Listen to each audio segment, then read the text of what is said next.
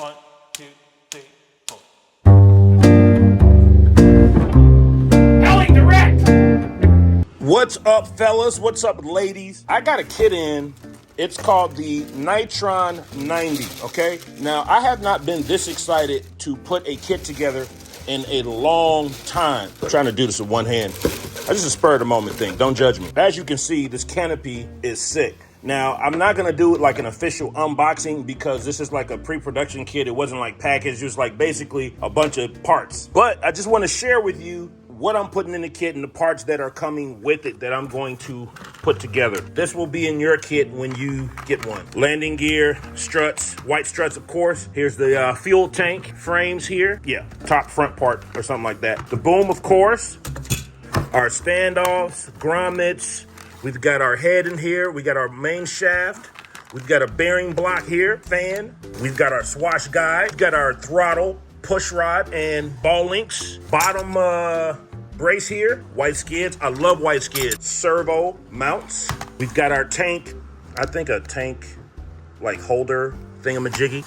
Grommets here for the tank. We have our boom brace. Oh, here's the tail section here with the belt. If you have built a Tron 5.8 or 7.0, you know they go together pretty easy and they're pretty stout the way they go together. Here is the engine mounts. Carbon brace somethings, I'll figure that out. And some more standoffs here. Another boom brace. Here's the clutch stack here. We got our pinion on there. We got the bill, clutch bill here. One way in there. Starter cup. We all know what this is, right? This is the jig to get the push rod mounting on the boom. Bell crank. Pulley thingamajiggy here. We got some frame stiffeners here. We've got the supersonic canopy mounts. Oh, this is real cool. I'm gonna talk about this later when I do the video. Around the engine mount or something, not sure yet. Push rod ends here. Got some servo mounts here. I think these for mini servos if you run those. Fan shroud. Tail fin too. Forgot about that. Now, what we're gonna run for electronics and power plant.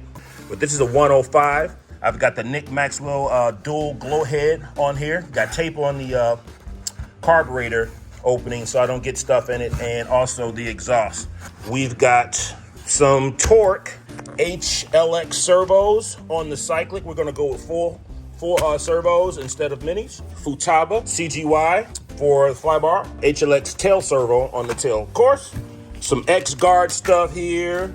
Pro glow igniter I'm running on there. We're gonna run the X-Guard RPM sensor. We're gonna run the Pro Tune 105 muffler. So that's what's gonna be going in this setup. I think I might rock some SAB servo horns. I'm not sure, but those work pretty well on every setup that I've had so far. And I think that's it. I'm waiting on one more part and then we can get busy. NITRON 90. Let's go. Hello. Good morning, good afternoon, good evening. Wherever you are on this wonderful, wonderful world. My name is Sean K of Heli Direct, and I am doing a features build on the NITRON 90 by Tron Helicopters. I know you've probably seen this awesome green canopy. Well, the kit comes in two colors, the green and the orange. But I am not going to do a step-by-step build because we have our 5.8 and I believe our 7.0 build videos on the YouTube channel, basically because they come from the same family, but pretty much the same build. So I'm not gonna go through every single step because you already have that information. So without further ado, so I'll answer the first question out there. Is the head bigger than another size 700 or I shouldn't say 700, 90 class Nitro Heli? What I did was the head is here and I'm just gonna put it up against another Heli in the same class, and let's look for ourselves which one is bigger or beefier, I guess we should say. Okay, so here is the head that is on the SAB 700 Nitro. Now, up until this point, the SAB 700 has been the lightest Nitro out there. A lot of companies have been going with lighter 90 size Nitro models. We have the Glogo, I think was very light as well, but not to say that that's bad, but sometimes a little bit weight or beefier bearings here and there or beefier parts can help with longevity of the parts of the helicopter. I'm just gonna compare apples to apples. This is the head for the SAB Nitro. This is the head for the NITRON 90. Here's a comparison side by side. I'm not sure if the angle is doing it, but as you can see, they're almost the same size. Literally, you have to have your own opinion on this based on this, but from looking at it, the head yoke on the Nitron, a little bit beefier, a little bit bigger this way, a little bit longer this way, and which means probably bigger bearings on the inside. Now, I'm not gonna take this head apart and compare the bearing size. You can look in the owner manual and it will tell you which bearing size is in each of these head setups. Now, when you do look at the width of these blade holders, it's a little bit more girth here than on this one. Now, as I said before, this is neither good nor bad. It depends on what you prefer as a hobbyist, as a RC helicopter pilot. It depends on what your taste is. Tron has claimed that they have the lightest Nitro 90 size to date. So we're gonna look at the tail sections and compare those a little bit later. I'm gonna build this out. I haven't built the head yet. It comes assembled. You gotta take it out, clean everything, put it back together, get some Loctite on the screws. However, this is the size of each head, neck to neck, side by side. Yeah, it's the same size, but it feels like the thickness of the blade holder is a little bit thicker. That's something else to consider as well. So that was one of the main questions I'd seen online is what about the head size, the bearing size? It does look like the blade holder and the actual yoke do hold bigger bearings because it looks physically bigger. Let's get to digging into this thing, get this thing together, and I will check in with you when there's something else interesting to tell you about this kit. What's up, what's up? So I've got the head done now, and I've got the mixing arms on there. Everything's nice and snug, and the swash plate done. One cool thing I wanted to point out is this kind of cool tool that comes in the kit when you are tightening down these pitch arms and stuff like that. When you want to fine tune, you know, getting zero or, you know, whatever pitch up and down to make sure everything is level, this tool comes in handy. If you see right here, there's a line on the links here. That means that it's reverse thread. Usually righty tighty, lefty loosen. It is reversed on the side with the double lines on it. What I like to do is I like to keep both sides the same. But if you have your pitch links here, I like to either keep the reverse thread on the way down on both or on the way up on both. So make sure you match those because sometimes during setup, it can kind of speed things up for you if everything is kind of the same on both sides. And on to the next step. What's up, what's up, what's up? I am back. I'm going to start on the tail, but a lot of people had questions. Is the tail section bigger or smaller than SAB model? Now, any bird you have, nitro, electric, gas, it doesn't matter. You're gonna have to repair some things. You're gonna have to replace some bearings, some thrust bearings, some links, some stuff like that. It's just a part of the game. But some wears faster than others, some don't. So here is the actual tail on the SAB Raw and also on the Nitron 90. They're about the same size. Actually, the yoke may be a little bit bigger on the Raw. Looks like the blade grips are just about the same. SAB's maybe a little beefier. I'm not sure of the gear ratio on the Raw, and I'm not completely sure of the gear ratio on the Nitron. All right, I'm gonna put this tail section together. Just wanted to compare these sizes because that's what people are asking. All right, on to the next step. What's up, people? I have finished the tail. I want to compliment them on the tail design here. This makes sure there's no slop in the tail. So if you tighten down this screw here, this set screw, and then you push this collar into the side of the tail housing unit and tighten it down, it's virtually no slop. It's just rock solid, and it's very smooth, very smooth. And like I said before, if you built any other Tron helicopter, the 5.8, 5.5, 7.0, they're basically all the same build, different sizes, maybe something a little different here, a little different there, but their tail, which they pride themselves on, is, you know, having the best locked in tail in the industry. I will attest, even at low head speeds when I fly my 7.0, it's locked in. We got this done. We got the tail push rod guide down here mounted. Also, too, if you want to know how to install that, look at the 5.8 video as well. In this build, I am going with the HLX Cyclics. the HLX tail servo. These have proven to be really rock solid. I've run them in all types of sizes of bird. Ben Stork uses them.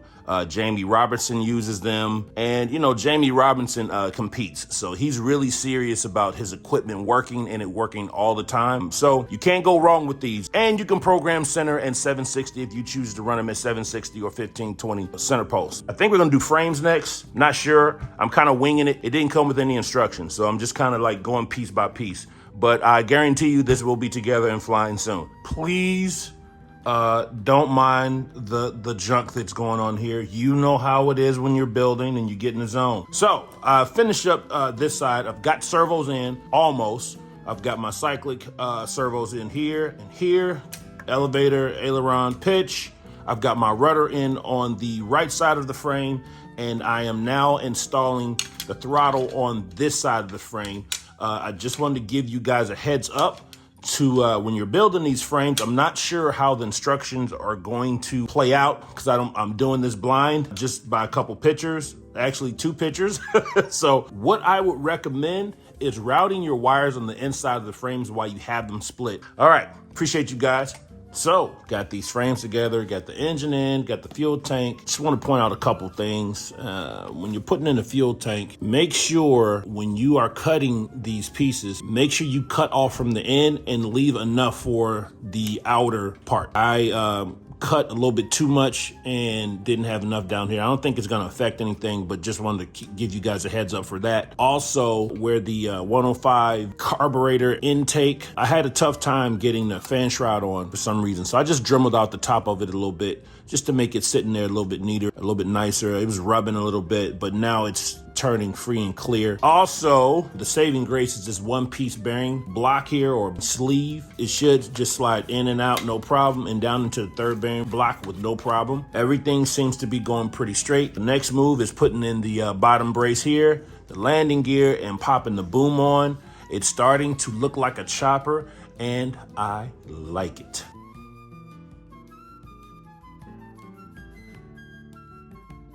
Quick footnote here. When you get these supersonic canopy holders, make sure you take them apart and put Loctite on it. This little piece here needs Loctite. Of course, the screw in here goes, Loctite needs to go here. And also too, here, unscrew these. This is the part that goes on the inside the canopy. This part goes on the outside. This little screw here, this 3M, I think it's about 6 or 8. Unscrew that and put some Loctite on there too. You want to make sure this whole fastener is Loctited so you don't have any canopies coming off into the blades. That is no bueno, as they say.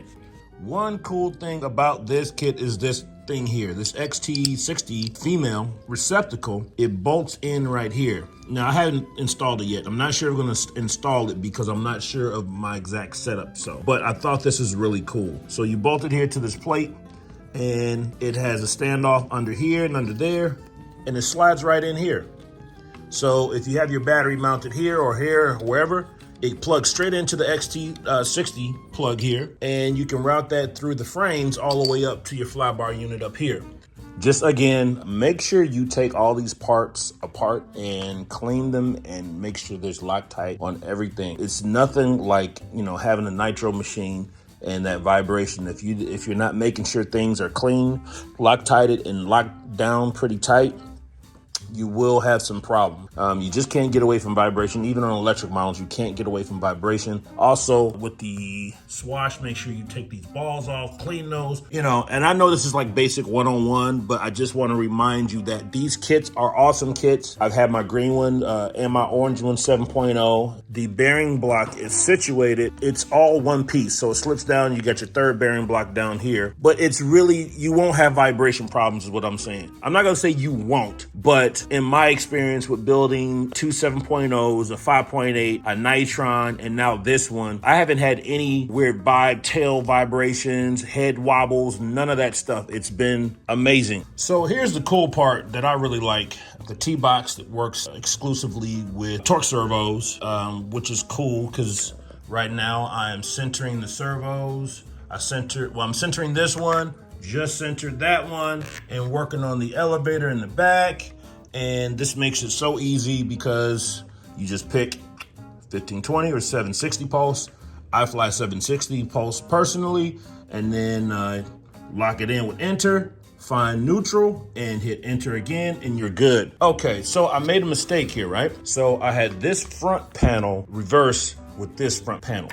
Remember, when you're putting this kit together, I had this one over here, which meant that my rudder servo was further away. Dario told me I need to switch these, so I switched them. So now I have my throttle here on that side, and now this fits because it brings the throttle, the rudder closer to the fan shroud. Also too, you will notice if you are running standard size servos, this elevator servo in the manual, I believe, now like I said, I don't have one yet, but I believe that it will be on this side. Now, it doesn't really matter which side you run it on. If you're running mini servos, of course, this will be on that side and vice versa. For the back, it really doesn't matter as much as the front will throw the geometry off. The back, it will not. They're both centered here on the same line. You just want to make sure that your servo is perpendicular to the swash guide. And that's one cool thing is that they left the option here cut out in the frame. You can swap it back and forth. It's pretty self-explanatory. Yeah, there's a couple things I had to figure out as I was going along, but you guys won't have to worry about that because you'll have a manual. Oh man, love this hobby. All right, so this is pretty much it. It's very stout. It feels sturdy. It feels compact. It feels sexy. Also, I put the canopy on and just did a trial fit, and this thing looks mean. Very mean, very sexy, very aggressive, like a Lamborghini sports car or something. I doubt if there's any other Nitro out there right now that's gonna match the look of this NITRON canopy. So here we are. Next step should be putting the pipe on, doing a little bit more setup, set my pitches, and we'll be ready to put some fuel in it and start flying.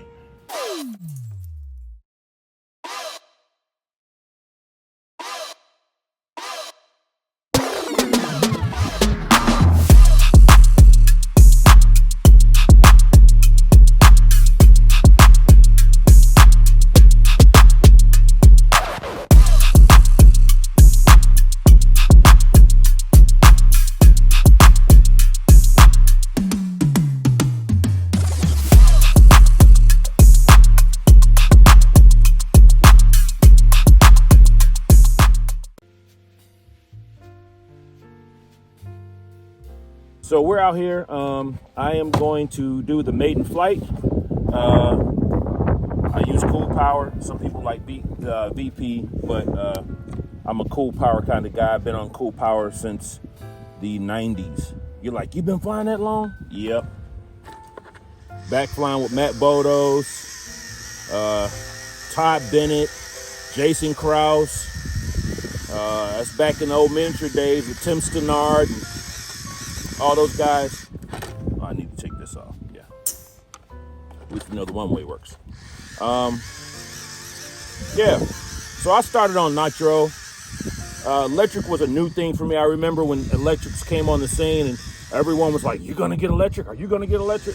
Now everyone has electric, and now they're saying, "Are you gonna get a Nitro? Are you gonna get a Nitro?" You know. So, but Nitro is a lot more expensive than it used to be. So it is a cost factor you have to consider. Here we go. We're going to start this up, maiden it, and hopefully be impressed by the way it flies.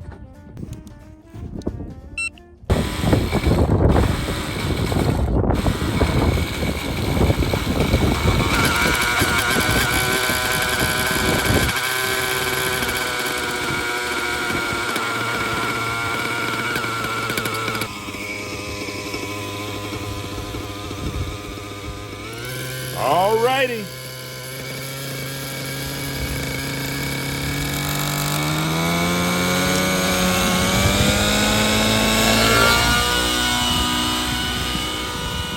I do not have the governor on, and I got the needle set pretty rich.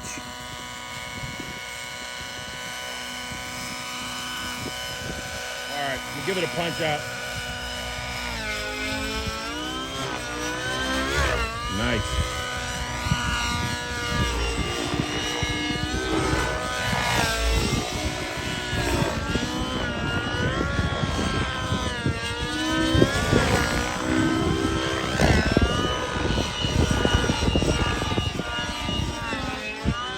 will tell you, it feels just like the Tron 7.0, except it's nitro. Very light, it feels very light in the air.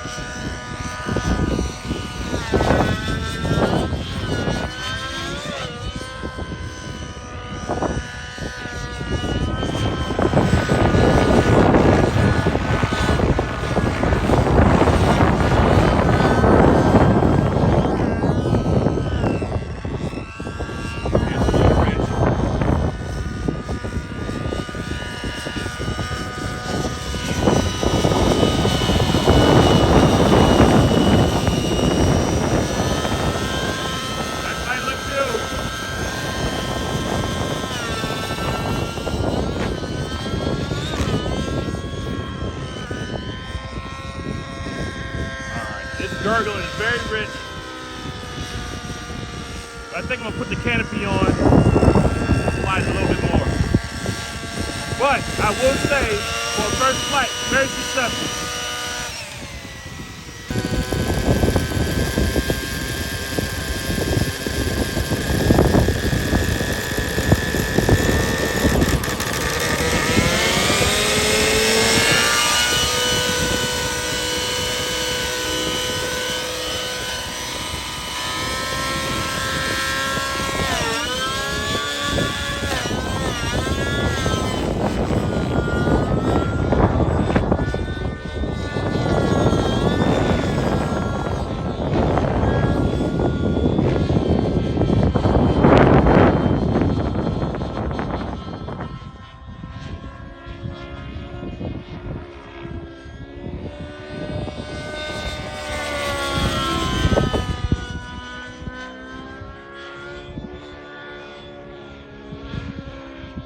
As you can hear, it's still gurgling because it's rich.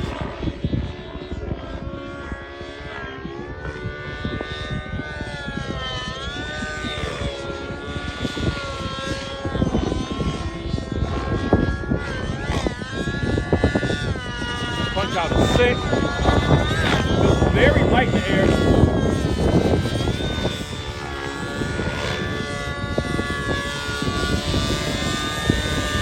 Bring that head speed down.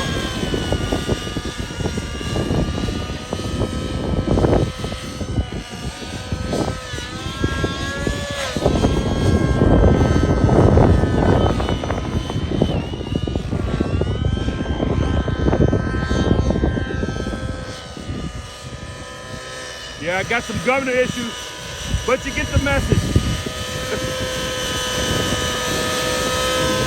I'm going idle up again. Idle up 2.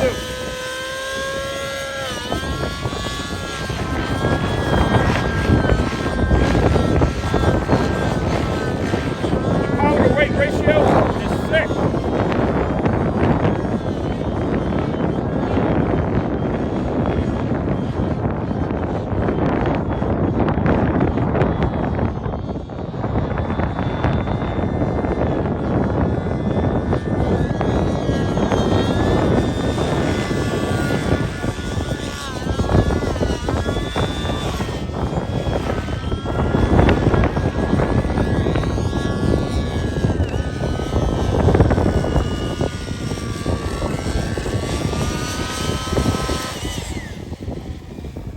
That was me.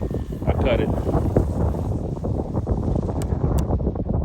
Beautiful flying machine. If you own the Tron 7.0 or you own the 5.8 Heritage, the cyclic feels exactly like that. It's very nimble. This is very light in the air. Once I get this engine tuned correctly, it's gonna be a beast. I mean, it's a beast now, but I need to get it, a little tuned in and the governor a little adjusted.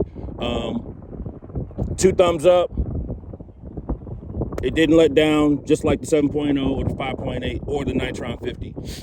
Great product, great bird. Let's see what else. It just flies good. It flies just like my 7.0, and that is my favorite bird right now.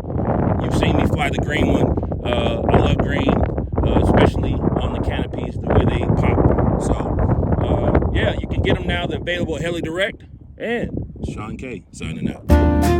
Heli Direct!